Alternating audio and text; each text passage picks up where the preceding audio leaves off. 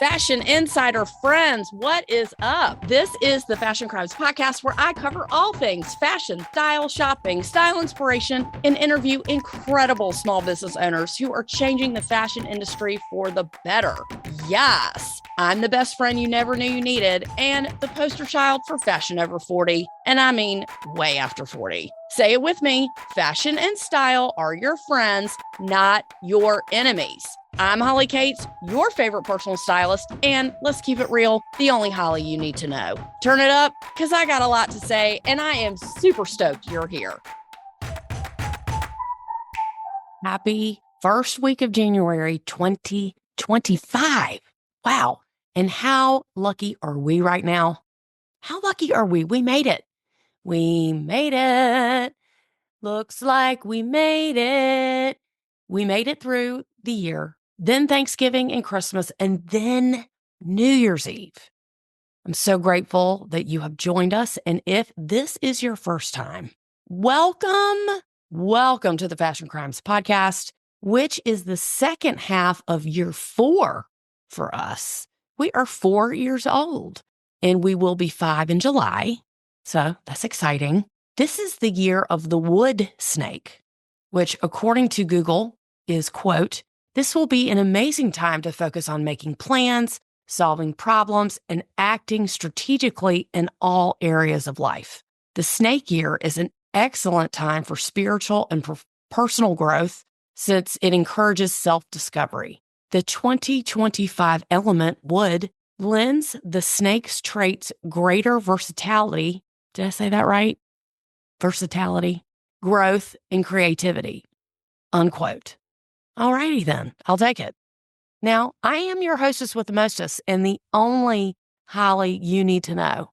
And since you've decided to spend your next 30 here with us, I can promise you this, you won't be sorry.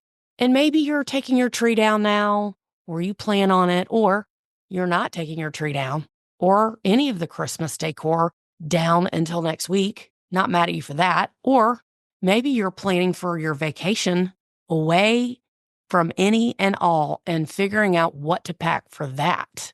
Regardless, let me be the first to congratulate you on making it through last year and into the new, because it's not easy.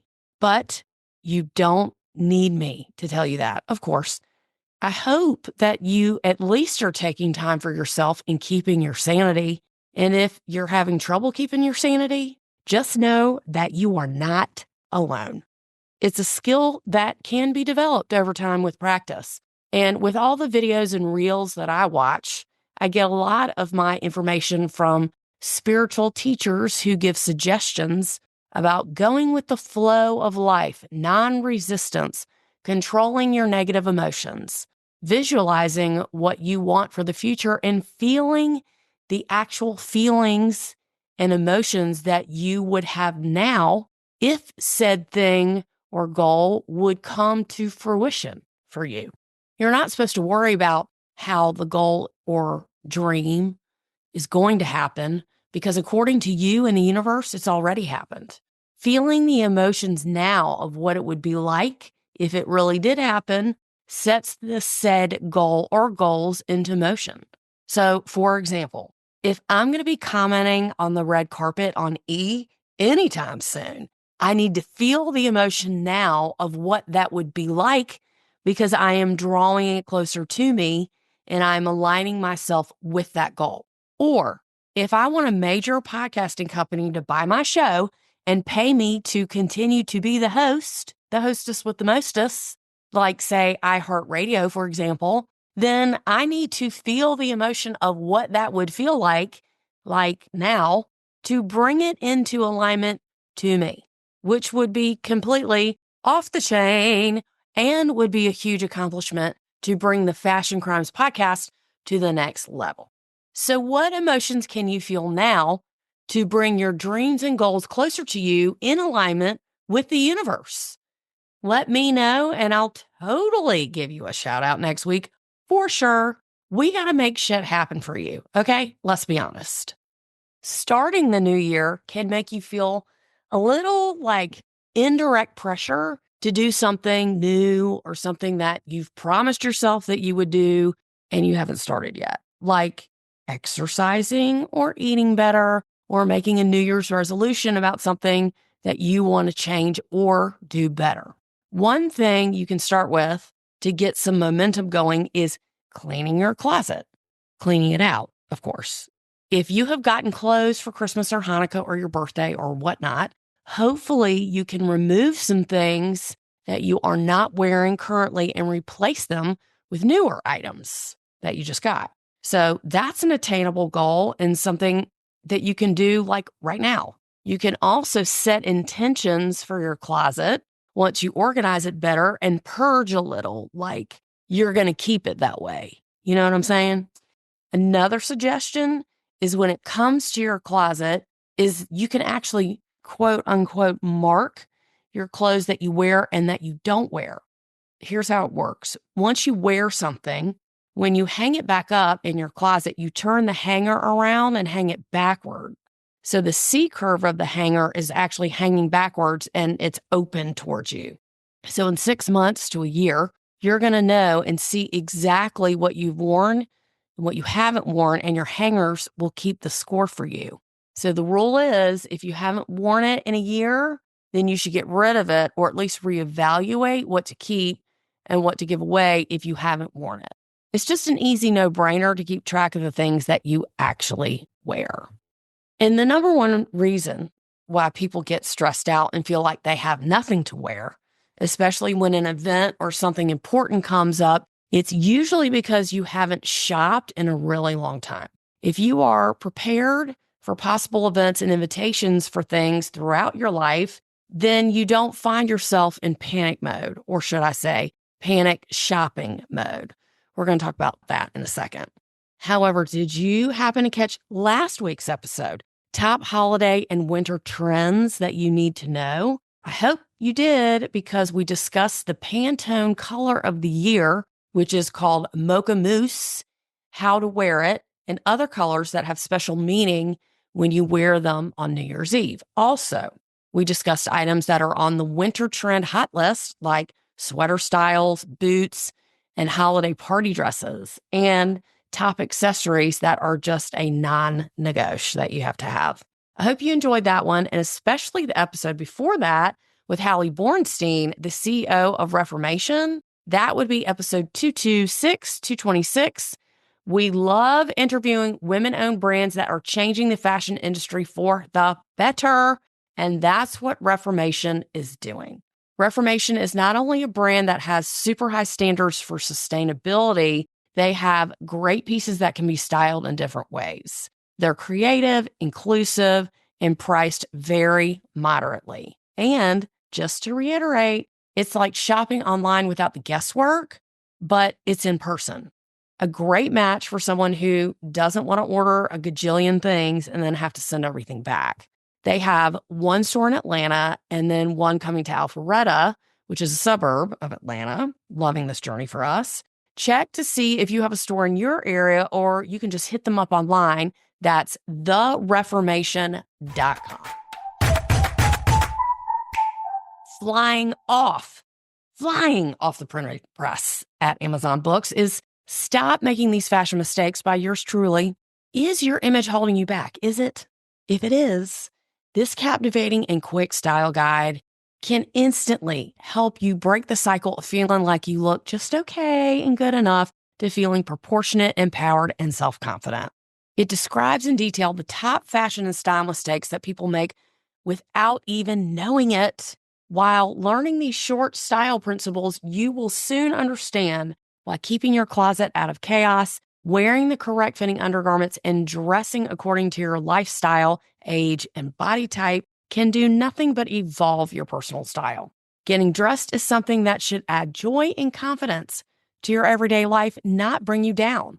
You too can have complete control over the message you're sending to the world by using style as a tool to get ahead in life. Now, not every day is going to be a home run, but you do have the option to opt in and dress the way that makes you feel like authentically you.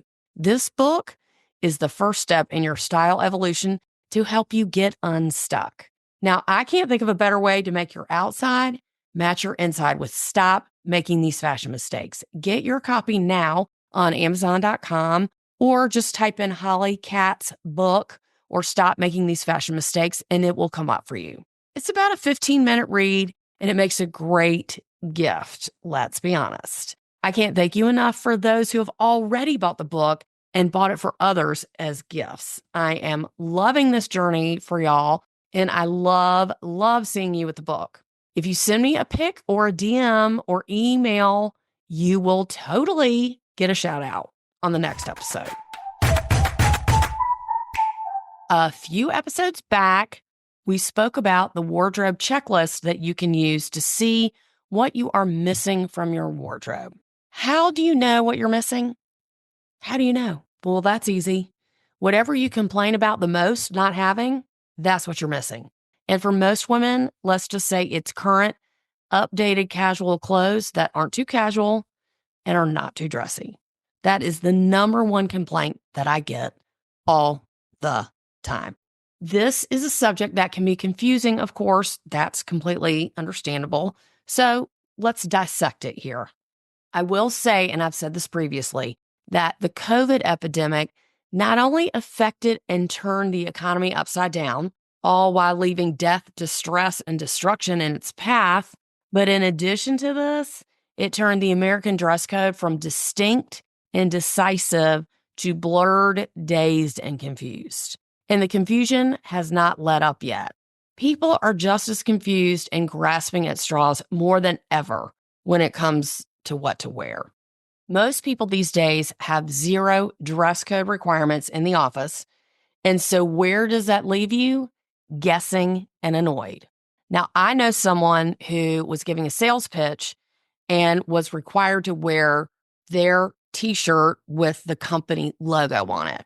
That's what companies want these days, these very young companies with these young people. They want to show their logos and they want everyone to look the same. Now, I do understand this. And in all honesty, the people that are being pitched to, they're wearing the same thing. They're wearing t-shirts and hoodies and that kind of stuff too. But I still just don't think it's presentable for someone to wear a t-shirt or to be so dressed down when asking others for money. But hey, that's just me. But that's where we live now. That's the world we live in. Unless you're in finance or even real estate is so casual these days. But these younger companies, they don't care about a dress code because they want everyone to be comfortable and casual because that's the company lifestyle. But looking professional, or should I say put together at work, should bleed and blend to how you look online. Now, this is something we never had to care about until, let's say, like 20, 25 years ago. Since we engage less in person and more virtually these days, it's just more important than ever. Your online presence should look current and updated, not like your headshot that you got free at work over 7 years ago. If I hold up your headshot next to your face and you look completely different, your online persona is not accurate. And this includes your picture on your website as well if you are a service-based business or any business really. If you want to show your face, which is nice because people do like to see a face behind the business, regardless of what business it is. Whatever your service is, whatever you want people to know you for, you should have a picture of yourself so they know it's not some random company in some foreign country trying to rip them off. You should definitely have a picture, an updated, really beautiful picture of you or your face or you in action at work. However, since the casual trend across the land isn't going anywhere anytime soon, I'm not surprised that people really aren't sure how to look or dress in a profile picture, whether it's professional, like a headshot or on your website, or personal. This is something that's actually very easy to fix, and it's not doom and gloom. Don't worry, it's a more common problem than you think. In the year 2024, now 2025, Gen Xers, which is what I am, and generations before have been really thrown into the deep end of the digital world, hoping to swim in that sink. Now, knowing that, I know more about the virtual world than I did say, let's say 10 years ago, you're really never done learning. And the trends and habits of apps and websites, they change with the wind. So, with that being said, if you are a person with a career in today's online world, you should have the following pictures in your arsenal: a headshot, a business casual photo, a current social media picture or pictures, and a dating profile picture, if that's applicable to you. I had someone reach out to me about that, so we'll get to the dating profile pictures in a minute. So, what constitutes a good headshot? You in a suit, you with a blue background, like the OG school photo background, like we took at school, you from 5 years ago because you're too anxious to get a new photo taken. Luckily, I did an entire episode on how to take a decent headshot, how to create the perfect headshot, which is episode 180. So if you need more in-depth knowledge on this, please go back and listen to that. And also, just understand this. If you haven't taken headshots in over 3 years, it's time. You can start out by choosing a photographer who specializes in headshots or has experience with professional headshots to ensure high quality images. That's what we're going for. Not all photographers are created equal, as we all know. So take a few minutes to either get a recommendation or just send a few inquiry emails. And P.S., getting your kid to take a picture of you in your backyard does not count. That, my friend, is a fashion crime. Also, when it comes to picking out what to wear, do not ask the photographer because they don't know, okay? That's like asking your dry cleaner to help you shop for clothes. They have no idea, and they aren't stylists, and they certainly aren't going to tell you if something looks good or looks bad. I'm just saying. They can tell you, sure, what most people wear, of course, but they don't know what looks good on you. When it comes to professional headshots, opt for having at least two wardrobe changes. If you go and wear one look, you might not love it. And you're never going to know until you see the final images. Please feel free to experiment with different prints and colors. Don't feel like you have to wear a certain this or that just because it's a headshot. Also, if you work for a major corporation with thousands of employees, you don't want to look like everybody else. Your headshot attire should reflect your industry and your personality. Now, I know that's a big ask, but it can be done. So when choosing something to wear, you want to wear something that you love and feel great in, as this will be your picture that you're going to be using for the next few years. So back to the point I made earlier, if you have clothes in your closet that you can wear for your headshot or your profile picture, you won't be panic shopping to find something to wear, knowing that you have 2 days because you're getting your picture taken in a couple days. You should have at least a few things that you could wear if you got your picture taken tomorrow. And if you don't, now is a great time to shop. Everything, and I mean everything, in the world is on sale right now, today. For example, if you want to wear a jacket, don't get a black jacket. Don't get a navy jacket. Get a fun color or get a jacket with a fun print underneath picking out. Or you can wear a blouse with a solid jacket with a print. You should wear jewelry that you can see, and your hair and makeup should be done professionally. If you do your own makeup and hair, you will look the same as you do every day. The point of the headshot or your profile picture is for someone to want to do business or create a business relationship with you. And I don't mean drag queen get up, but what I do mean is more makeup and more hairstyling that is camera friendly, that will show up, that's going to enhance your features. Don't be scared or intimidated. It's a way to show the world how good it can get if they do indeed hire you. I'm just saying. You want people to look at you and say, wow, I want to hire her, not wow, she doesn't look professional. You want your picture to help you and not hurt you. When it comes to props and poses, if you're in a creative field, you can have a prop if you want to. For example, like if you're a makeup artist, you can hold some brushes or a makeup palette to see if you like what that looks like. Or if you're a real estate agent, consider taking your picture with a sold sign, like a small one, not like one you put in the ground, but one like you can hold. and show some personality. Look up headshots in your industry and get some ideas. Pinterest is a fabulous way to get some ideas on how to pose and get wardrobe options about what to wear. So if you don't have a Pinterest account, sign up for one so you can see what I'm referring to. And if you wear glasses every day, make sure they are clean and well fitted, meaning straight. Also, make sure you bring an extra pair of glasses to see which frames you like better, especially if you wear glasses every day and you do not wear contacts. You must have at least 2 to 3 pair of frames. This, of course, is a non-negosh. You can also not wear your glasses if you like to, but if you want to wear your glasses, switch up your frames to see which looks better in the pictures. Glasses today are a fashion accessory and they should be updated every 2 to 3 years. If you have one pair of glasses and you wear them 24/7, 365, there is no way on this planet there won't be some type of damage or wear and tear going on if you're wearing them every single day for 2 years straight. Have a few pair to rotate. Get fun and get creative with it. Another reason why you might need an updated profile picture is because you are creating a dating profile. And if you are dating, regardless of any age that you might be, a great profile picture is a must, an absolute must. It's probably the most important part of your profile, more than what you say about yourself. And we're going to talk about that very shortly.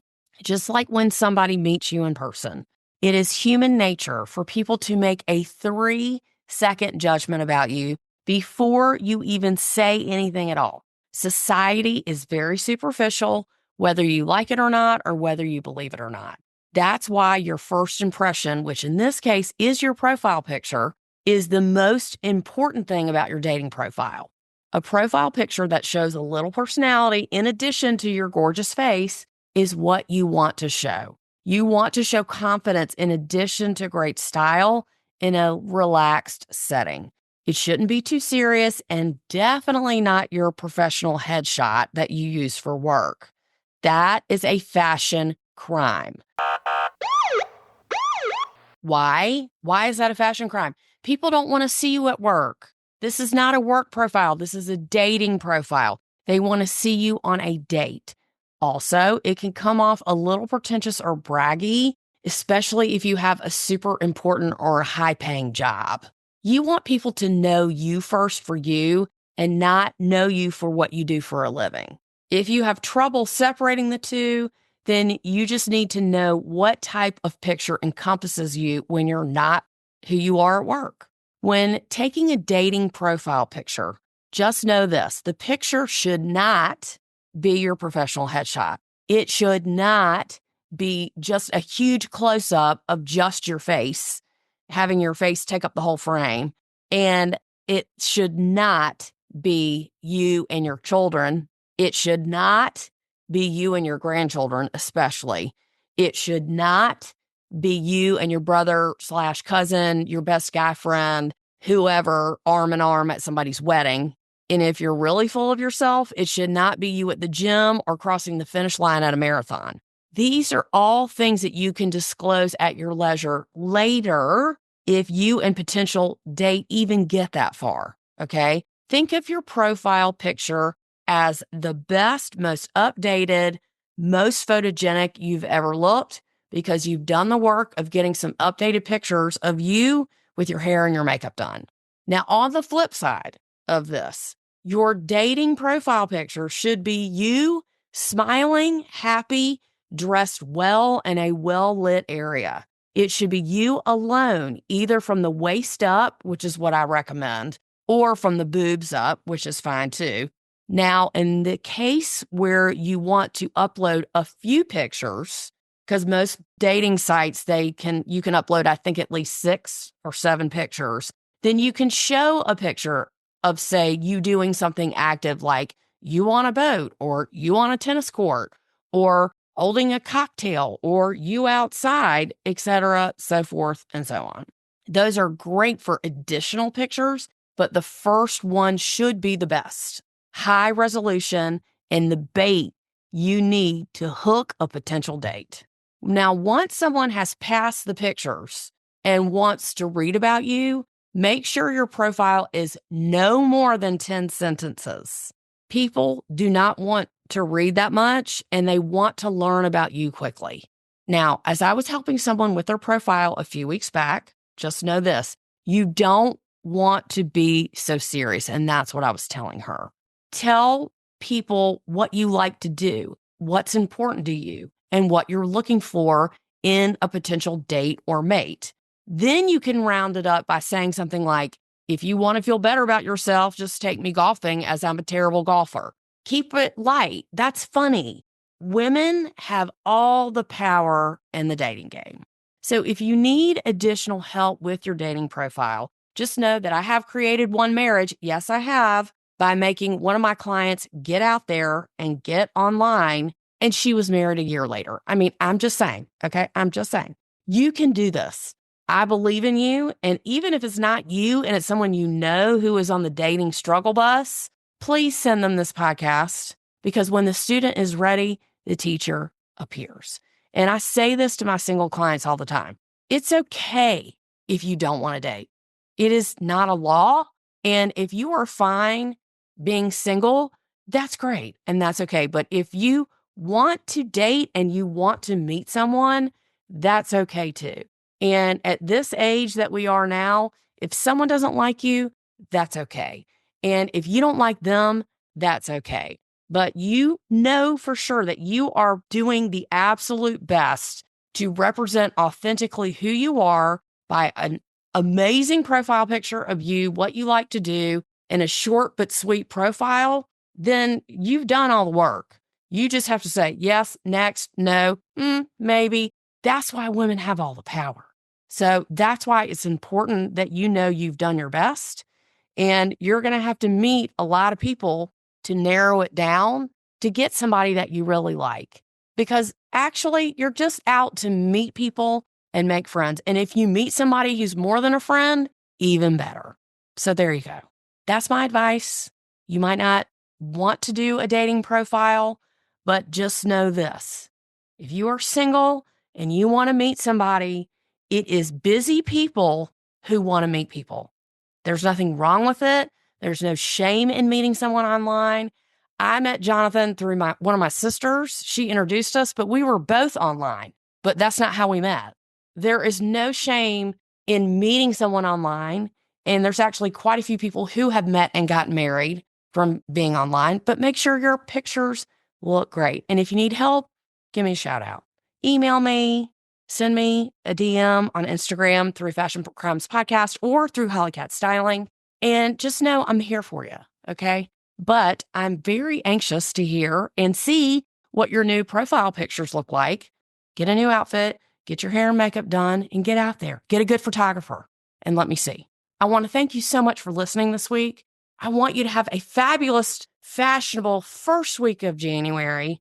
I want you to please follow us on Instagram and all social channels. Please check out our YouTube page and consider signing up for our newsletter if you haven't already. I want to wish everyone out there, all of you fashion besties and all of the listeners, a very, very happy new year. We are going to thrive in 25, and I will see you next week. Y'all, I am Holly, the hostess with the mostest, and the only Holly you need to know. Y'all have a great, great week. See you next week. Bye.